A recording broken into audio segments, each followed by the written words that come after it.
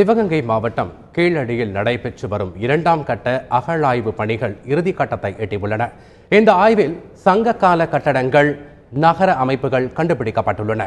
தமிழர் வரலாற்றை பறைசாற்றும் அகழாய்வு குறித்த செய்தி தொகுப்பு இதோ.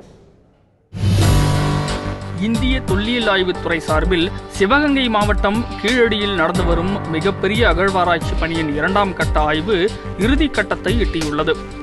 தமிழ் பிராமி எழுத்துக்கள், மட்பாண்ட ஓடு, அரிய வகை கல்மணிகள், சுடுமண் பொம்மைகள், இரும்பினாலான அம்பு முனைகள், தந்தத்தினாலான தாயக்கட்டைகள் என ஏராளமான தொல்லியல் எச்சங்கள் இங்கு கிடைத்துள்ளன.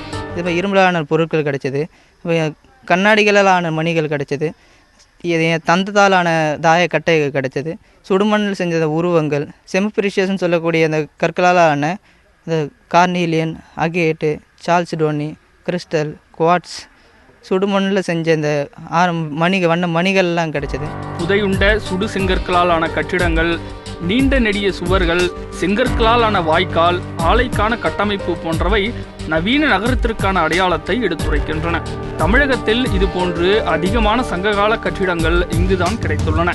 மண்ணால் செய்யப்பட்ட அந்த குழாய்கள் இருக்கு, அது ஒரு புதிய விஷயம் தமிழ்நாட்டில். அது உள்ள அமைஞ்ச விஷயம் ட்ரைனேஜ், அப்படியே கால்வாய்கள், கட்டுமானங்கள், அதெல்லாம் ஒரு முழுமையாகவும் கிடைச்ச ஒரு இது. மீதி இடங்கள் இந்த அளவுக்கு கிடைச்ச மாதிரி தெரியல.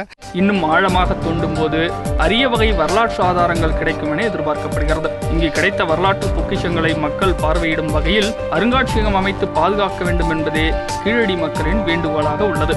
தந்தி டிவி செய்திகளுக்காக கீழடியிலிருந்து ஒளிப்பதிவாளர் மணிகண்டனுடன் சரவணன்.